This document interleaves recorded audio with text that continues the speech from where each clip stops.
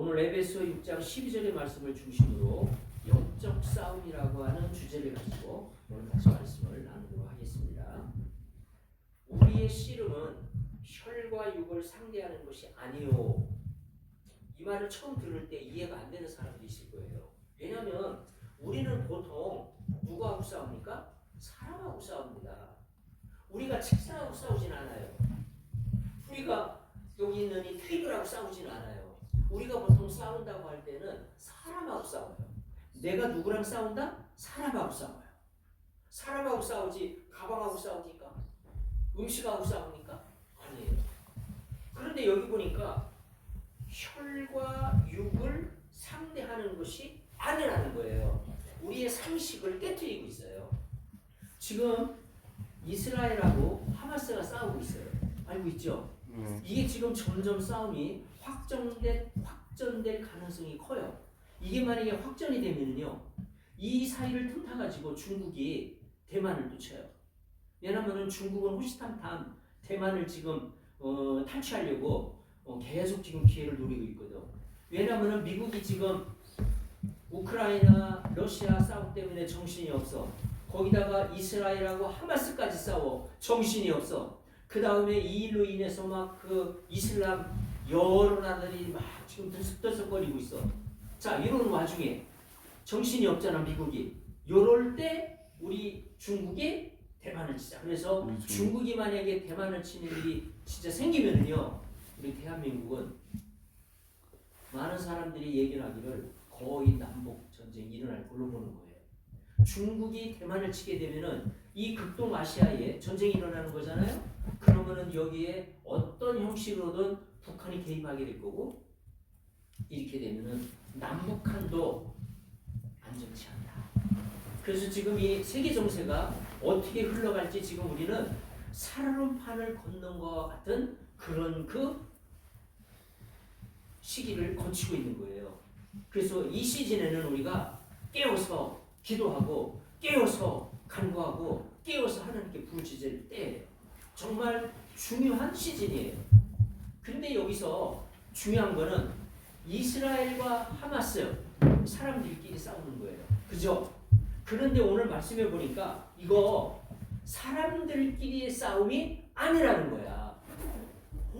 아니 분명히 사람들끼리 싸우는데 왜 사람들끼리 싸우는 게 아니라고 얘기했을까? 그 이유를 명확히 봐야 돼요. 이스라엘과 하마스가 싸우는 게 이 사람들끼리의 싸움이 아니라 그 다음에 뭐라고 돼 있어요? 통치자들과 권세들과 이 어두움의 세상 주관자들과 하늘에 있는 악의 영들을 상대함이라. 하늘에 있는 영들과 싸우는 거라는 거야. 그 다음에 이 어두움의 세상 주관자들과 싸우라는 거야. 이 어두움의 세상 주관자는요, 눈에 보이는 거는 세상 정치인들 또는 사람으로 나타날 수 있지만, 그러나 그 배후에서 역사하는 어두움의 이 주관자는 영을 얘기하는 거예요. 영적 존재를 얘기하는 거예요. 그 다음에 여기 뭐라고 돼 있어요? 명확히 또 표현을 했잖아. 악의 영들이라고. 영적인 존재죠? 악의 영들. 그 다음에 이 어두움의 세상한 주관자들도 알고 보면은 이게 영적 존재들인 거예요. 그러니까 우리의 싸움이, 이스라엘과 하마스의 싸움이, 그 다음에 우리가 뭐 여러분들끼리도 가끔 싸울 때가 있을 거예요. 공동생활하는데 싸움이 없을 수는 없어요. 저도 공동생활을 많이 해봤어요. 많이 해봤기 때문에 친한 사람 사이도 시간이 지나면 싸우게 되더라고요. 둘이 친한데도 엄청 친해. 내 베프야. 근데 베프인데도 같이 이게 살잖아. 시간이 지나면 칼등이 생겨. 근데 베프기 때문에 막 대놓고 막 물건 집어던지면서 막 그냥 멱살 잡고 이렇게 싸우진 않아. 베프니까. 그런데 베프라 하더라도 칼등이 생기고 이게 미묘한 싸움이 생기더라고. 이게요, 같이 산다는 거는 그래서 힘든 거야. 그래서 가족 안에서도 싸우는 거야. 다툼이 있는 거예요. 같은 가족은 계속 같이 살잖아. 얼마나 친한 사이야. 엄마 아빠, 그 다음에 부모님 자식, 얼마나 친한 사이야. 그럼에도 불구하고 다툼은 있는 거예요. 싸움은 있는 거예요. 우리는 이게 다 사람들하고 싸우는 거잖아. 그런데 오늘 말씀해 보니까 이게 사람들과의 싸움이 아니다. 영적 싸움이다. 그 사람들과 다투고 사람들과 갈등하고 사람들과 이렇게 싸우는 그 싸움의 배후에 영적 싸움이 있다는 것을 알아야 된다는 거예요. 그래서 지금 이스라엘과 하마스 싸우는 거를 아이고 뭐 나라가 그냥 붙어 있어가지고 서로 그 팔레스타인 땅을 서로 차지하려고 이스라엘과 그 다음에 그 하마스가 서로 싸우는 거지 그냥 그렇게 쉽게 생각하면 안 돼요. 이 싸움의 배후에는 영적 싸움이 있는 거예요. 그래서 어떤 사람들은 이 싸움이 점점 번지다 보면은 요한계시록에 나와 있는 그런 예언이 성취될 수도 있다. 왜냐하면 요한계시록에 보면은 막 싸움들이 나오거든. 싸움들이 나와요. 그러다가 예수 그리스도께서 재림하시거든요. 그런 싸움이 있은 다음에 그리스도께서 재림하시거든. 그러니까 요한계시에 나오는 그런 싸움이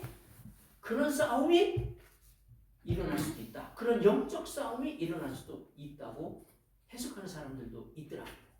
그러니까 여기서 지금 얘기하고 싶은 거는 우리의 모든 사람과 사람 사이의 싸움의 배후에는 영적 싸움이 있다. 이것을 꼭 기억하셔야 돼요. 마태복음 16장 23절에 베드로가 예수님에게 이야기하잖아요. 예수님 죽지 마세요. 죽으시면 안 됩니다. 그러니까 예수님이 딱 그거를 베드로 한 사람의 말로 받아들이지 아니하고 제자의 말로 받아들이지 아니하고 바로 뭐라고 얘기합니까? 사탄아, 내 뒤로 물러가라 라고 얘기하잖아요. 너는 하나님의 일을 생각하지 아니하고 사람의 일을 생각하는 거다 그러잖아요. 그렇게 말하잖아요. 헬라어로 슈파게 오피소모 사탄아 내 뒤로 물러가라. 너는 나를 넘어지게 하는 자라고 영적 싸움으로 바로 대응을 해버려요. 베드로가 예수님에게 지금 이 이야기를 할 때 좋은 뜻으로 했나요? 나쁜 뜻으로 했나요? 좋은 뜻으로 한 거죠. 왜냐하면 예수님이 내가 이제 죽으러 간다라고 얘기하니까 베드로는 인간적으로 아니 스승님이 죽으면 안 되지. 아니 우리 주님이 우리 랍비가 죽으시면 안 되지. 그래서 죽으시면 안 된다고 좋은 뜻으로 얘기한 거예요. 그런데 예수님은 왜 이렇게 심하게 표현을 하셨을까? 아니 너무 이거 심한 표현 아니냐? 아니 자기 제자를 가리켜서 사탄아, 휘파게, 오비소모 사탄아 이러면서 이렇게 심한 표현을 쓰셨을까? 아마 이 내용을 영적 세계를 잘 모르는 사람은 오해할 수 있어요. 예수님이 어떻게 제자한테 이렇게 심한 표현을 써가지고 책망을 하실 수 있을까? 그렇게 생각할지 모르지만 이거는 영적 세계를 알고 나면 이해가 돼요. 왜냐하면 예수님이 지금 죽는 거는요 하나님의 뜻에 의해서 이 세상 사람들을 구원하는 어마어마한 구속계획에 의해서 죽으시는 거예요. 이거는 반드시 해야 되는 거예요. 이거 안 하면 안 되는 거예요. 그럼 사람을 구원할 수 없는데? 인간들을 구원할 수 없는데? 그래서 이거는 반드시 해야만 되는 아주 중요한 일인 거예요. 근데 그거를 막기 때문에 그런 거에 있어서 그 영향을 받으면 안 되니까 그것이 실패로 돌아가면 안 되니까 강하게 얘기를 한 거예요. 네. 그래서 베드로가 말을 했지만 예수님은 대응을 어떻게 했어요? 베드로야 이렇게 말한 게 아니에요. 사탄아 이렇게 얘기한 거야. 그거는 뭐냐면은 우리의 말 속에도 나도 모르게 나는 상대방에게 굉장히 좋은 뜻으로 얘기를 하지만 그게 어떤 경우에는 사탄이 좋아하는 일이 될 수 있다는 거예요. 우리는 이걸 기억해야 돼. 나는 좋은 뜻으로 상대방한테 얘기할 수 있어. 그래 위에서 해주는 말이야. 그런데 그게 어떤 경우에는 사탄이 좋아하는 말이 될 수 있다는 거야. 그래서 우리는 항상 깨어 있어야 돼요. 이 영적 싸움에 있어서 깨어 있어야 돼요. 그런데요, 예수님이 지금 베드로에게 굉장히 강하게 대응을 했잖아요. 예수님이 모든 상황에서 그렇게 다 강하게 대응한 거 아니에요. 예수님이 십자가에서 죽으시러 가실 때, 또 그 십자가를 지고 짊어지고 막 가실 때, 그 다음에 막 재판받을 때 사람들이 어떻게 했는 줄 알아요? 예수님한테 와서 막 침을 뱉었어요. 침을 뱉었어요. 그 다음에 어떤 사람은 예수님에게 막 따귀를 때리는 사람도 있어요. 따귀를 때려요. 그런데 예수님 그럴 때마다 응대를 했나요? 안 했나요? 반응을 했어요? 안 했어요? 안 했어요. 예수님이 모든 상황에서 다 이렇게 베드로에게 한 것처럼 강하게 대응한 거 아니에요. 예수님이 이 베드로에게 강하게 대응한 거는 드물어요. 몇 번 없어요. 이렇게 강하게 대응한 게 사실 많지 않아요.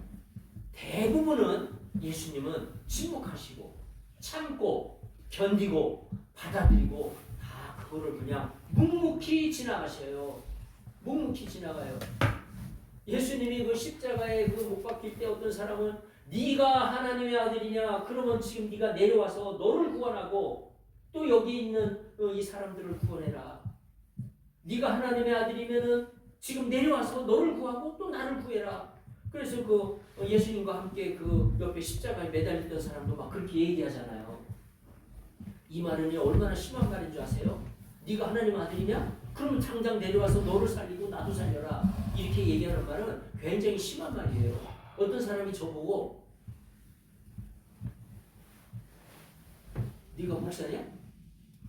네가 목사냐? 이렇게 말하는 것보다 더 심한 말이에요. 어떤 사람이 나한테 네가 목사냐? 이렇게 얘기를 해보세요. 제가 그거 얼마나 화가 나고 얼마나 참 인격적인 모독감을 느끼겠어요. 그런데 이것보다도 훨씬 더 강한 표현이에요. 네가 하나님의 아들이냐? 이거는요, 그야말로 예수 그리스도의 그 자존심을 짓밟고 그 다음에 정말 예수 그리스도를 그냥 가장 처참하게, 가장 비참하게 그야말로 모독하는 그런 말이 되는 거예요. 그런데 보세요. 예수님이 그 말에 대해서 그래, 나 하나님 아들이다 라든지 너 나중에 두고 보자. 너 나중에 내가 하늘나라 갔을 때 두고 보자. 그런 얘기를 했다거나 그런 반응을 주지 않았어요. 그런 반응 주지 않았어요. 어떻게 했습니까? 예수님이 이 상황에서 어떻게 했죠? 어떻게 했죠? 용서하라. 가만히 있었어요. 묵묵히 참았어요. 따라서 한번 해봅시다. 묵묵히 참았더라. 묵묵히 참았더라. 저도 살면서 이런 상황들을 겪을 때가 있어요. 그러면은 그냥 묵묵히 참아요. 묵묵히 참아요. 예수님도 참았는데 나도 참자. 묵묵히 참아요. 막 속에서는 막 뒤틀리지. 견딜 수가 없지. 그렇지만 참아요. 예수님은 그렇게 참으셨어요. 우리가 예수님을 닮으려고 한다면, 예수님을 닮아가려고 한다면 우리도 그렇게 해야 돼요. 묵묵히 참는 게 필요해요. 어떤 사람은 따귀를 때려요. 자, 내가 여러분 여러분 따귀 때리면 내가 그 따귀 때리면 아마 가만히 있지 않을 거예요. 아니 너 어떻게 내 따귀를 때려 이러면서 가만히 있지 않아요. 그러지 않겠어요? 당장에 그냥 막 업셋이 막 그냥 난리가 나죠. 그런데 예수님이요, 따귀를 맞았는데도 묵묵히 참으셨다. 여러분 마음속에 결심하세요. 내가 혹시 내 친구한테, 다른 사람한테 따귀를 맞더라도 묵묵히 참겠다. 이런 생각을 가지세요. 이게 예수님이 보여준 태도예요. 왜냐? 우리의 싸움은 사람과의 싸움이 아니라는 걸 예수님은 알기 때문이에요. 우리의 싸움은 누구와의 싸움이다? 영적 싸움. 우리의 싸움은 사람과의 싸움이 아니야. 영적 싸움이기 때문에 그래서 우리는 묵묵히 참고 기다려야 돼요. 자, 쉬운 일이 아니겠죠? 여러분 한번 상상해 보세요. 내가 따귀를 맞더라도 묵묵히 참겠다. 이 생각을 한번 해보세요. 한번 따라서 봅시다. 내가 따귀를 맞더라도 묵묵히 참겠다. 우리가 이렇게 말을 쉽게 할 수 있지만 이렇게 행동을 보여주는 것은 쉬운 거 아니에요. 그런데 우리의 싸움이 영적 싸움인 것을 알면은 우리는 이것을 실천할 수 있어요. 그래서 여러분들이 지금 이야기한 것처럼 고백한 것처럼 그런 그 놀라운 실천이 예수님을 닮아가는 그런 놀라운 실천이 나오기를 축원합니다. 아멘. 자, 근데 여기서 한 가지만 더 얘기하고 마치도록 할게요. 베드로가 예수님에게 말을 해서 예수님으로 하여금 정말 이렇게 사단아 내 뒤로 물러가라라는 얘기를 들을 정도로 그런 얘기를 했잖아요. 네. 그런데 이 베드로가 그런 말을 안 했으면 좋았겠다 하는 생각이 들어요. 그래서 우리가 말을 하는 사람도 말을 할 때 이왕이면은 이게 사탄이 좋아하는 말을 안 할 수 있으면 좋겠어요. 그래서 골로새서 4장 6절에 보게 되면은 골로새서 4장 6절을 보면요 이런 말씀이 나와요. 우리가 다른 사람을 자극하는 말, 사탄이 좋아하는 말을 다른 사람에게 하면 안 돼요. 그러면 우리가 어떻게 해야 사탄이 좋아하는 말을 하지 않고 하나님이 기뻐하시는 말을 할 수 있을까? 여기 골로새서 4장 6절을 보니까 제시하고 있어요. 어떻게 하고 있냐면은 자 따라서 해보세요. 너희 말을 항상 은혜 가운데서 소금으로 맛을 낸과 같이 하라.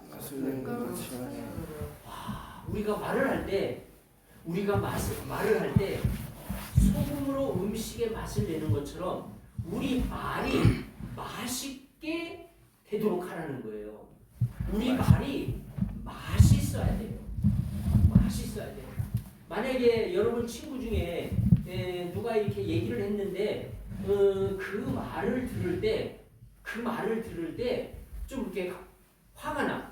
그 말을 들을 때 화가 나. 그러면은 나 화나는데 이렇게 표현하지 말고 말이 맛있는 것 같지 않은데 이렇게 표현하면 좋을 것 같아요. 말이 맛있지 않은 것 같은데 이렇게 맛있는 말을 좀 해줬으면 좋겠다. 이렇게 이제 이렇게 표현하면 좋을 것 같아. 나 화났어 이렇게 하지 말고 나 화났는데 이렇게 하지 말고 아시겠죠? 정말 화가 나는 그런 말을 들었을 때 이 말은 맛있는 말이 아닌 것 같은데 이렇게 살짝 이렇게 멘트를 해주면 이 말은 맛있는 말이 아닌 것 같아. 이러면서 맛있는 말을 해줬으면 좋겠어. 이렇게 하면은 듣는 사람도 그 말을 한 사람도 기쁨으로 아마 받아들일 수 있을 것 같아요. 아시겠죠? 그런데 여기서 중요한 거는 뭐냐? 소금으로 맛을 내는 것처럼 맛있는 말을 하라는 거야. 맛있는 말. 우리 지금부터 정말 이렇게 그러면은 어떻게 하면은 맛있는 말을 할 수 있을까? 이거는 기도를 하셔야 돼요. 기도를 하고 성령님의 인도를 받아야 돼요. 성령님이 그 말을 주셔요. 어떻게 하면은 이 말을 맛있게 할 수 있을까? 다른 사람들이 이 말을 들을 때, 맛있다. 야, 너무 맛있다. 이렇게 느끼게 할 수 있는 말을 할 수 있을까? 이런 말을 할 수 있는 방법은 기도를 많이 해야 돼. 기도를 많이 하면은 성령님께서 그런 말을 우리에게 주셔요. 할렐루야. 아멘. 이런 말을 함으로 영적 싸움에서 승리하시는 여러분들 되기를 축원합니다. 오늘 말씀을 정리합니다. 우리의 모든 싸움은 무슨 싸움이라고? 우리의 모든 싸움은 사람과의 싸움이 아니라는 거야. 여러분들 사람과 싸운다고 생각하면 안 돼. 우리의 싸움은 무슨 싸움이다? 영적 싸움이다. 그렇기 때문에 우리는 항상 영적 싸움으로 응대를 해야 돼요. 그러니까 다른 사람이 막 화나게 하는 말을 한다 할지라도 묵묵히 참아야 돼요. 예수님처럼. 예수님은 묵묵히 참으셨어요. 아멘. 예수님이 능력이 없어서 참은 게 아니에요. 예수님이 무능해가지고 참은 게 아니에요. 예수님이 힘이 없어가지고 참은 거 아니에요. 예수님은 능력도 있고 유능하고 힘이 세지만 참으신 거예요. 그래도 참으신 거예요. 왜? 영적 싸움인 것을 알기 때문에. 그 다음에 우리가 또 다른 다른 사람에게 사단이 좋아하는 그런 싸움을 걸면 안 돼. 어? 사단이 좋아하는 싸움 걸면 안 돼. 그래서 우리 말부터 교정을 해야 돼요. 말부터 어떻게 맛있는 말을 했으면 좋겠어요. 맛있는 말. 자, 따라서 해봅시다. 지금부터 맛있는 말을 합시다. 할렐루야. 아멘. 할렐루야. 아멘.